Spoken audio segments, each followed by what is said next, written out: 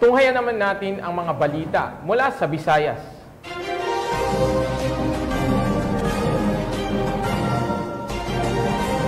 Nasa kote ang isang lalaki na nahulihan ng ilegal na baril at may kasong paglabag sa Republic Act 9165 o mas kilala bilang Comprehensive Dangerous Drugs Act of 2002 ng mga otoridad sa Talisay City, Cebu. Patrolwoman Annalyn Canoog sa report.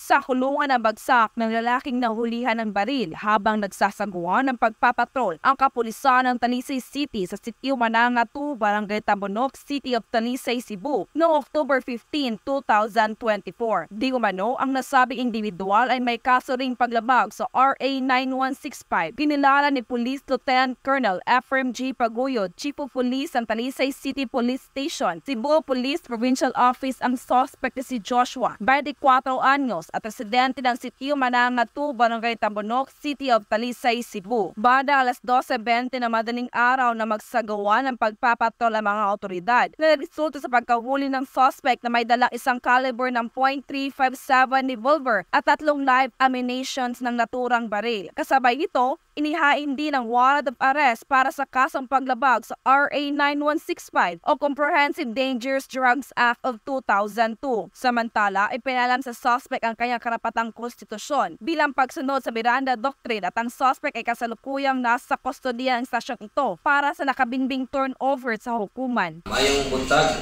I would like just to commend our operatives from Talisay City for the accomplishment on the arrest of an individual. This only indicates the persistent effort of these stations against the proliferations of illegal drugs in our city.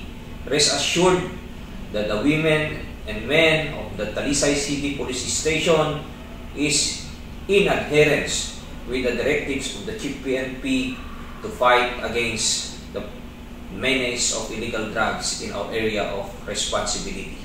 Ang Talisay City PNP ay walang tigil sa pagsasagawa at pagpapaigting ng kampanya laban sa anumang uri ng kriminalidad upang masiguro ang kaayusan sa kanilang nasasakupan dahil sa bagong Pilipinas, ang gusto ng pulis, ligtas ka. Mula dito sa Central Visayas, ako ang iyong PNN correspondent, Patrolwoman Annalyn N. Canoog, alagad ng batas, tagatuguyod ng Balitang Pulis.